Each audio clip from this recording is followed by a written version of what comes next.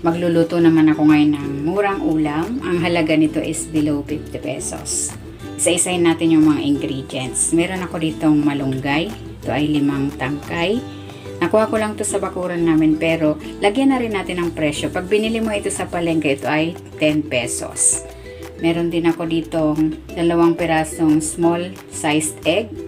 9 pesos ang isa, bali 18 yan. 2 pirasong kamatis, 4 na piso isa, bali 8. Meron ding sibuyas, 4 na piso. Meron din akong mantika.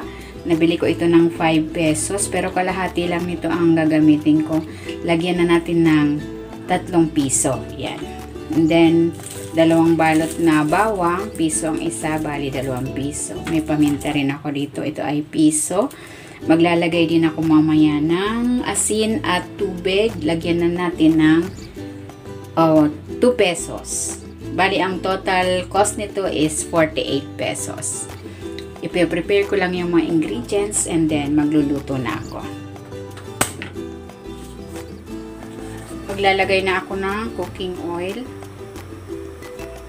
Ayan, kalahati lang. Igisa ko na itong bawang.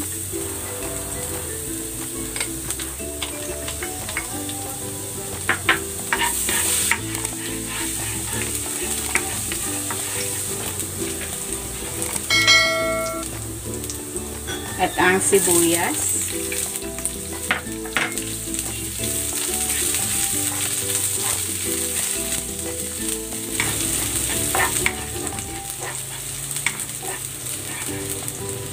Ilalagay ko na rin itong kamatis.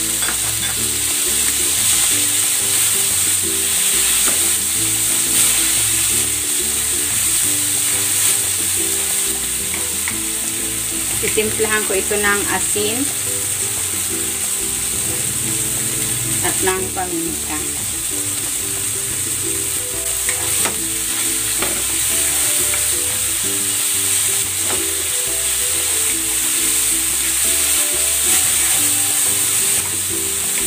Ng tubig.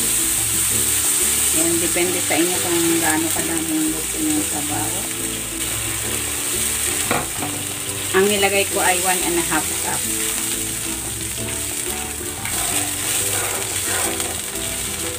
Ayan, pakuluin muna natin yan. Ayan, kumukulo na. Ilalagay ko na itong 2 itlog.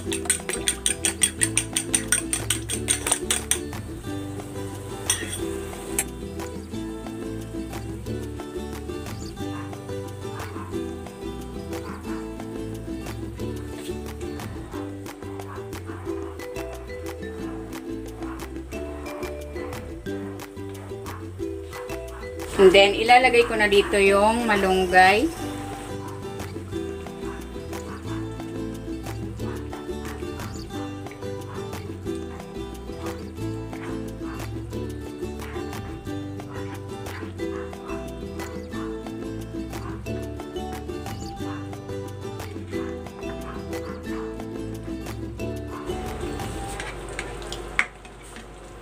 Ayan, luto na itong ating sarsyadong malunggay.